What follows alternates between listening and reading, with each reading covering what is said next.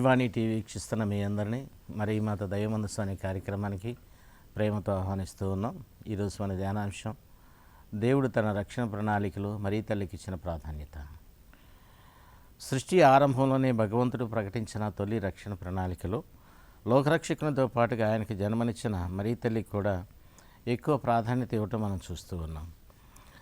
పాపానికి కారణమైన సర్పరూపంలో ఉన్న సైతానును ఆయన శపించేటప్పుడు, ఇదిగో స్త్రీకిని నీకును నిరంతర ఆమె సంతానానికి నీ సంతానానికి నిరంతర వైరం కలుగును, ఆమె సంతానం నీ శిరస్సును అనగదొరుక్కునని దేవుడు ప్రకటించడం ద్వారా దేవుడు తిరుసభకు ఆరంభంలోనే అంకురార్పణ చేస్తూ ఉన్నారు. కాబట్టి తిరుసభ అనేది యేసుక్రీస్తు వచ్చిన తర్వాత ఆరంభమైందని అనుకుంటూ ఉన్నాం. అది ప్రత్యక్షంగా మనకి కనపడుతూ ఉన్నది. కానీ పరోక్షంగా దేవుడు ఆనాడే మరీ తల్లి సంతానం అని చెప్పడం ద్వారా పునాదులు వేస్తూ ఉన్నారు.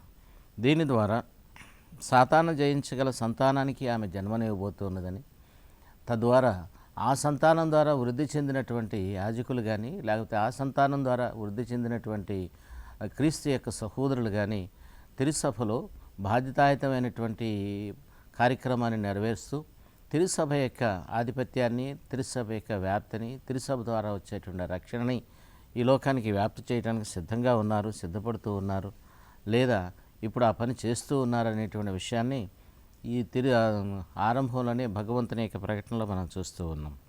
దేవుడు ఆమెను ఆరంభంలోనే ప్రకటించడం ద్వారా దానిని ప్రత్యక్షపరుస్తూ నూతనీకరిస్తూ మరొకసారి దేవదూత వర్తమానంలో అనుగ్రహ పరిపూర్ణురాల అనేటువంటి మాట ద్వారా ఆమె నిరంతరం ఏ క్షణంలో అయితే భగవంతుని యొక్క మనసులో స్థానాన్ని ఏర్పరచుకుందో లేదా మనసులో జన్మించిందో ఆ క్షణాన్ని నుంచి ఆయన అనుగ్రహాలతో వర్ధిల్లుతూ ప్రత్యక్ష రూపంగా ఈ నజరేతులో ఆమె దేవదూత వర్తమానం ద్వారా మనందరికీ ప్రత్యక్షమవుతూ ఉన్నారు. తద్వారా ఆమె దేవుని రక్షణ ప్రణాళికలో ఒక కేంద్ర బిందువు అవుతూ ఉన్నారు. అందుకని యేసుక్రీస్తు రక్షణ చరిత్ర ఆమెతోనే ఉన్నది. ఆమె లేకుండా యేసుక్రీస్తు ఈ లోకానికి రాలేదు కదా. కాబట్టి తన కుమారుడు ఈ లోకానికి రావడానికి కారకురాలైనటువంటి ఆమెను దేవుడు సృష్టిలోనే ఎన్నిక చేసి ప్రకటించడం ద్వారా యేసుక్రీస్తు యొక్క రక్షణను పరోక్షంగా లేదా రక్షణ చరిత్రను పరోక్షంగా దేవుడు సృష్టి ఆరంభంలోనే నిర్ణయించి ప్రకటిస్తూ ఉన్నాడు. దానిని కాలాలు మారే కొద్దీ, యుగాలు మారే కొద్దీ అనేక మంది ప్రవక్తల ద్వారా, అనేక మంది భక్తుల ద్వారా దాన్ని నూతనీకరిస్తూ దాన్ని మరొక్కసారి ఈ లోకానికి మనుషుల యొక్క మనసుల్లో స్థిరపరుస్తూ దేవుడు తన కాలాన్ని ఈ లోకంలో కొనసాగించారు. తన దూతను ఆమె దగ్గరికి పంపించే వరకు కూడాను.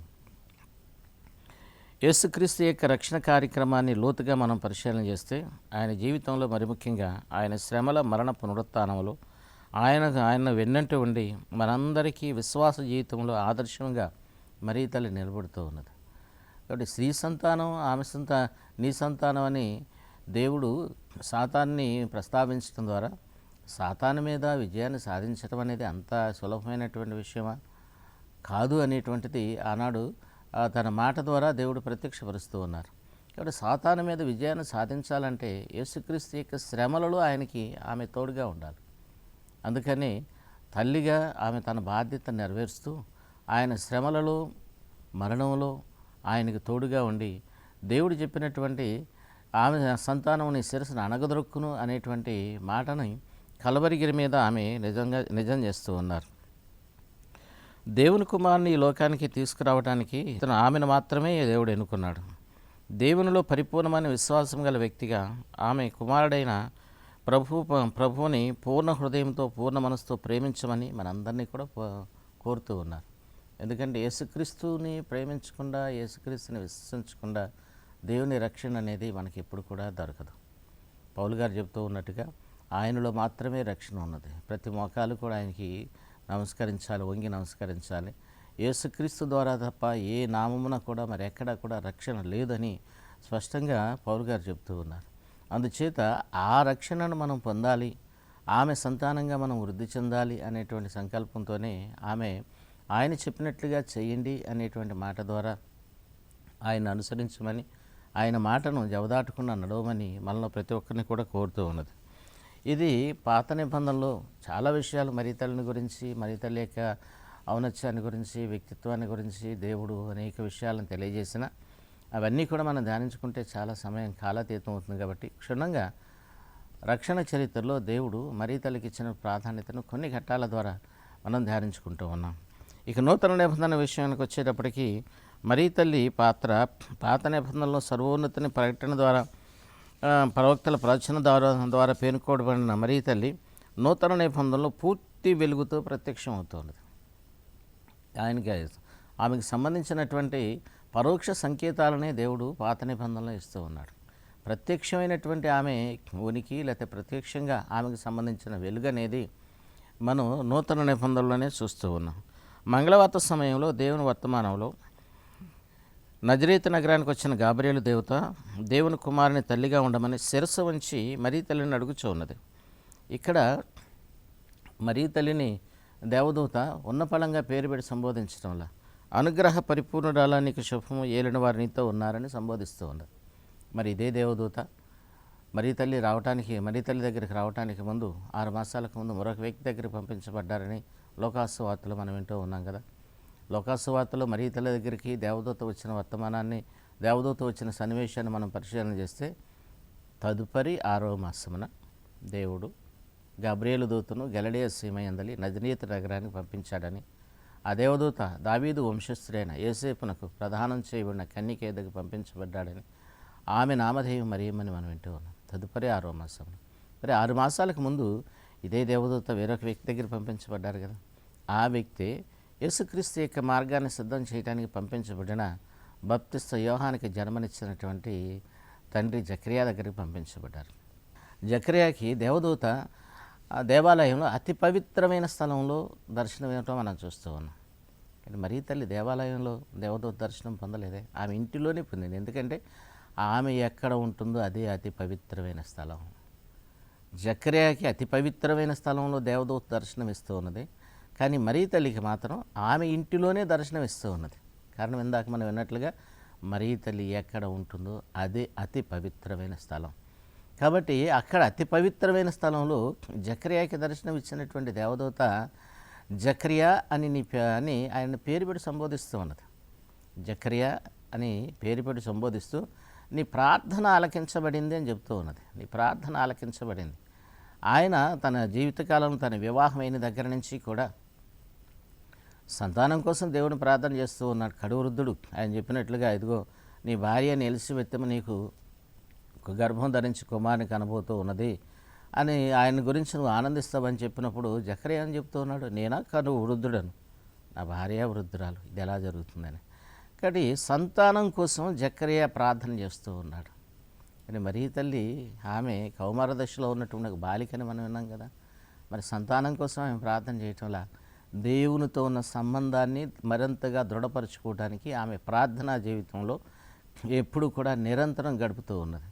అందుచేత ఆమె దేవాలయానికి వెళ్ళి దేవుని యొక్క సాక్షాత్కారాన్ని పొందవలసిన అవసరం లేదు. ఆమె దేవాలయం.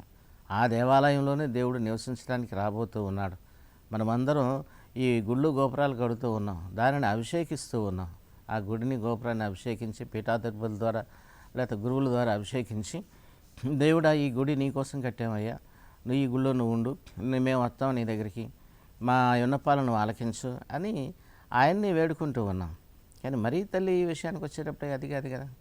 రెండోది మన శరీరం కూడా దేహం కూడా దేవుని ఆలయమే కదా. పరిశుద్ధ గ్రంథంలో మనం వింటూ ఉన్నాం, దేహం అని నీ శరీరం పరిశుద్ధాత్మక నిలయం, దేహం అనేటువంటి ఆలయంలో దేవుని ఆత్మ నివసిస్తూ ఉన్నదని పరిశుద్ధ గ్రంథంలో వింటూ ఉన్నామే. ఈ దేహాన్ని కూడా మనం ఒక విధంగా చెప్పాలంటే, ఒక విధంగా కాదు నిజంగానే దానిని దేవునికి అభిషేకం చేస్తూ ఉన్నాం. ఈ అభిషేకం ఎప్పుడది? జ్ఞానస్నాన సమయంలో గురువు మనల్ని ఆత్మతోనూ నీటితోనూ కడుగుతూ ఉన్నాడు. కడిగిన తర్వాత కృష్ణా తైలంతో అభిషేకం చేస్తూ ఉన్నాడు. ఆ అభిషేకం ద్వారా మనమందరం దేవుని సజీవ ఆలయాలుగా రూపాంతరం చెందుతూ ఉన్నాం. కాబట్టి అప్పటి నుంచి దేవుని ఆత్మ మనలో నివసించడానికి అనువైనటువంటి పరిస్థితిని మనం కల్పిస్తూ ఉన్నాం. మనలో నివసించమని దేవుని ప్రాధేయపడి అడుగుతూ ఉన్నాం. దేవునికి ప్రత్యక్ష రూపాలుగా సజీవ రూపాలుగా ఉండటానికి మన దేహం ఒక సజీవ ఆలయంగా ఉండే విధంగా దానిని మనం గురువు చేత అభిషేకించుకుంటూ ఉన్నాం. కానీ మరీ తల్లి జీవితం లేదా మరీ తల్లి యొక్క శరీరాన్ని అభిషేకించవలసిన అవసరం లేదే. ఎందుకంటే ఆమె సృష్టి ఆరంభంలోనే దేవుని చేత నిర్మించుకోబడినటువంటి ఒక ఆలయం. ఈ ఆలయంలోకి లేకపోతే ఈ పవిత్రమైనటువంటి మందిరంలోకి దేవుడు ఏ క్షణంలో రావచ్చు, ఏ క్షణంలో నివాసం ఉండొచ్చు. కాబట్టి ఎప్పుడు ఆయనతోనే ఉన్నాడు కాబట్టి అది పవిత్రమైనటువంటి ఆలయం.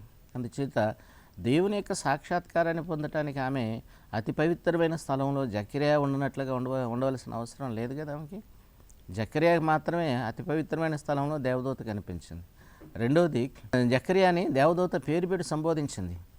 కానీ ఇక్కడ మరీ తల్లిని పేరు పెట్టి సంబోధించడానికి సాహసించడం వల్ల, ఎందుకంటే దేవుని తల్లి కాబోతూ ఉన్నాను, దేవుని తల్లి పవిత్రమైనటువంటి ఆలయం ఆవిడ్ని దేవదూత పేరు పెట్టి సంబోధించడానికి సాహసించడంలా ఇప్పటివరకు మనం మరీమాత దైవమందస్సు అనే కార్యక్రమంలో మరీ తల్లికి దేవుడు తన రక్షణ ప్రణాళికలో ఇచ్చినటువంటి ప్రాధాన్యతను ధ్యానించుకున్నాం.